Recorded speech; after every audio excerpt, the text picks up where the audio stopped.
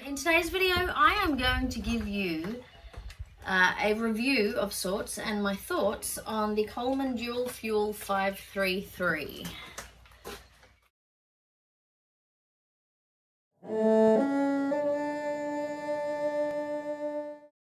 Hello internets. The lighting in here is a little bit not ideal, apologies for that, but you should be able to see everything fine. This is the stove I've been using lately. I have gone through a few different stove setups to find what works for me, and I'm actually liking this one. It's good. It's small, that's one of the advantages. It is really great because it fits well in the back of my Prius. It doesn't take up much room. The other advantage is that I'm not carrying any gas bottles, propane, LPG, that sort of thing.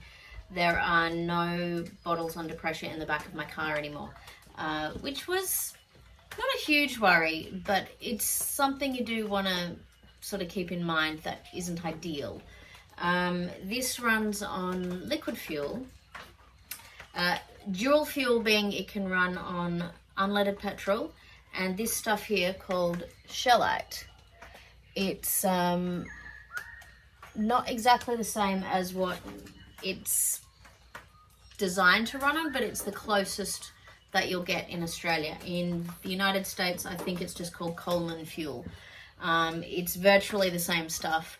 It's basically a very refined petrol, which again isn't ideal, but you've got to pick some kind of fuel, right? And as far as safety goes, this is probably the best for me.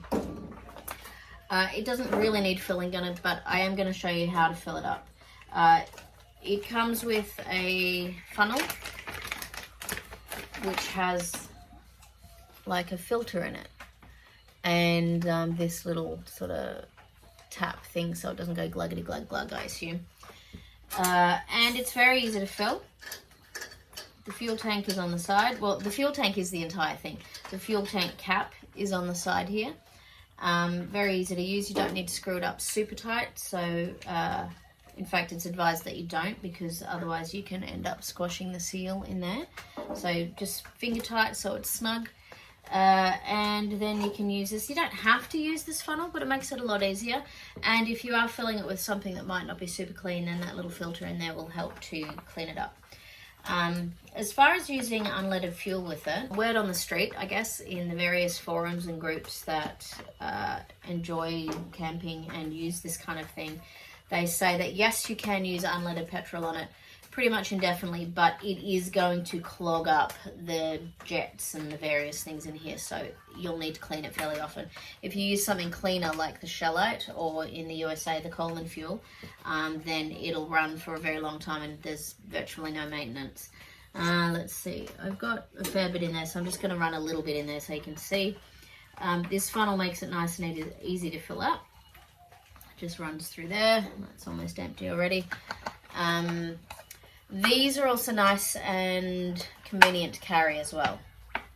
They're not as big as a refillable LPG tank, and you know exactly how much fuel you have left. With an LPG tank, it is a bit hard to tell how full it is, and you might be cooking and have no idea whether you're about to run out, and that requires carrying a second tank or filling it up before it's empty.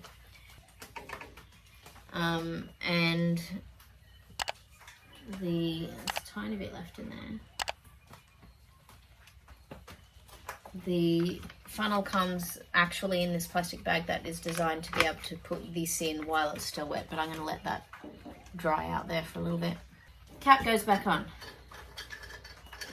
Now, how this runs is you create the pressure yourself. It's got a little pump. This is the warning tag, which I've kept on just in case. I don't know, it's there. I decided I should leave it. This is the little pump. Okay, now I don't know if you can hear that air coming out. You have to spin it to make it actually put pressure in there, otherwise nothing happens. If you're just holding it like that, air comes out this little hole in the end, and it's not going to pump. So The way to do it is that you twist it to the left, anti-clockwise, and then you put your thumb over the end piece, and that forces air into the small tank. They reckon about 20 pumps or so.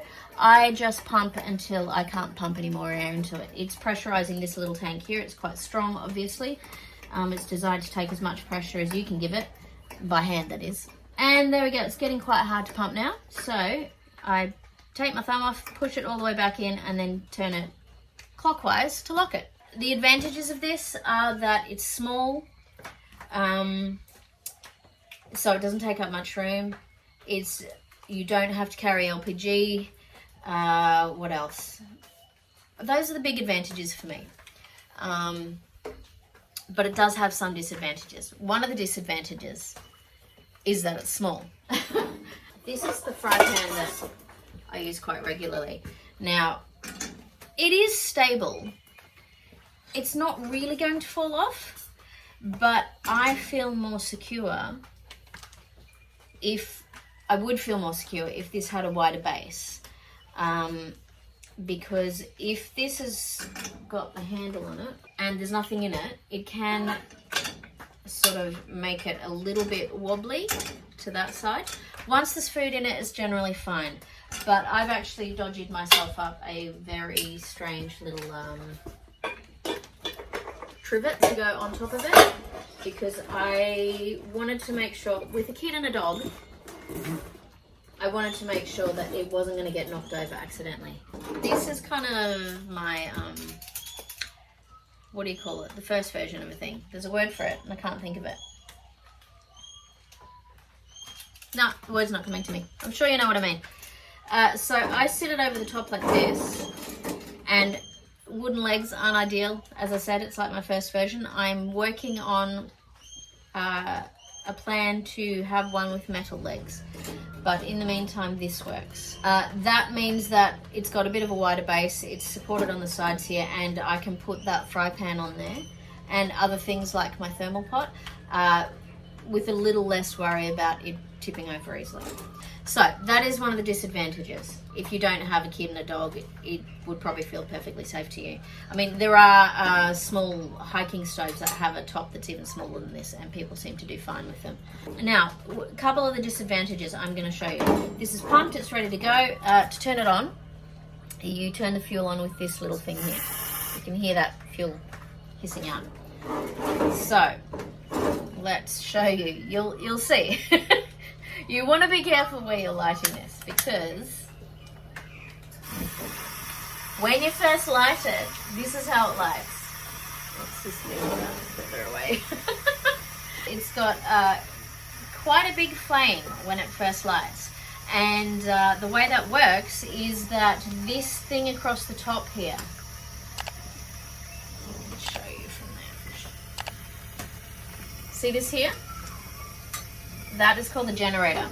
The fuel comes up through there, over the top of the flame, and into this where the jets are, okay?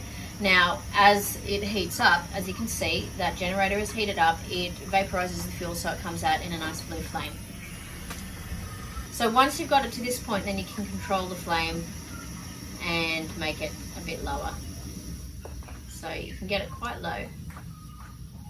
So one of the disadvantages is that massive flame. You have to be really careful where you are lighting it, because it's got such a tall flame to start with.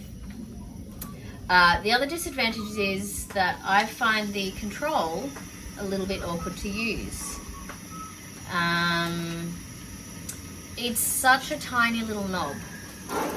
So you can see here, it's really little. Look how small it is.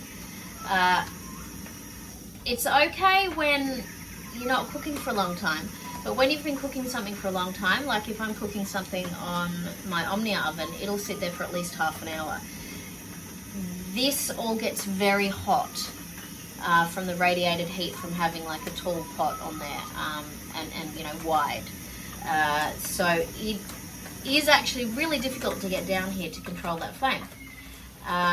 I would like to figure out some way that can have some sort of stick that can go on there, so I can have a bit better control from, you know, a distance instead of like right up into the flame. starting to rain. I hope it's not getting too noisy. But I haven't figured out anything yet. I'll get there. So that is one of the disadvantages.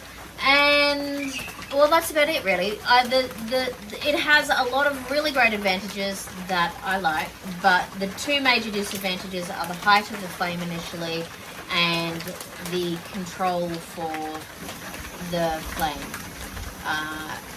If you had problems with fine motor control, that would be an issue for you. So this stove is probably not going to be for you. Unless you can also figure out some sort of little handle to fit on that to make it easier to operate. When you turn it off, it takes a little while for the flame to disappear. That's still on. It's got the tiniest little flame. It runs until all of the fuel has come through the generator and into the jets there. And then it'll give a tiny little flip and it's out. It cools down remarkably quickly. That is another advantage of it. Oh, if you were to find this elsewhere, it has gone through a few different names. In some places it's called the Sportster, I think. But if you were to look up that, the Coleman Dual Fuel stove, I think you'd find it everywhere under all its different names. You can get them secondhand still, and they last for ages. When I was looking into getting this one, I looked up a few groups, and people said they'd had theirs for decades and it was still going strong. I'm happy with it. I'm actually really happy with this. The only thing I wish that was better was this little control. I can deal with all the other things. That little control I find annoying and a bit hard to use when there's a lot of heat under there. But aside from that, I find it great. It's a great stove. It's a really good size. If you want to have something that doesn't take up very much space and is easy to use, this is definitely something you'll want to consider. It's not light, especially when it's full, obviously because you're carrying liquid fuel, so whatever the capacity of that tank is, it might not be ideal for hiking, but I guess that depends how much weight you're willing to carry. If you were doing ultralight hiking, there's no way you'd take something like this. Even without the fuel, it does weigh a little bit. I'm really happy with it. I'm very pleased that I've got this one now instead of all the other ones. I do like having only the one stove area. I very rarely need to cook on more than one pot at a time anyway. So I find this perfect for my needs. That's my thoughts on the Coleman Dual Fuel 533. Thank you for watching. Thanks for liking and subscribing. If you haven't already and you're enjoying this content, please subscribe. And I'll see you in the next video. Bye.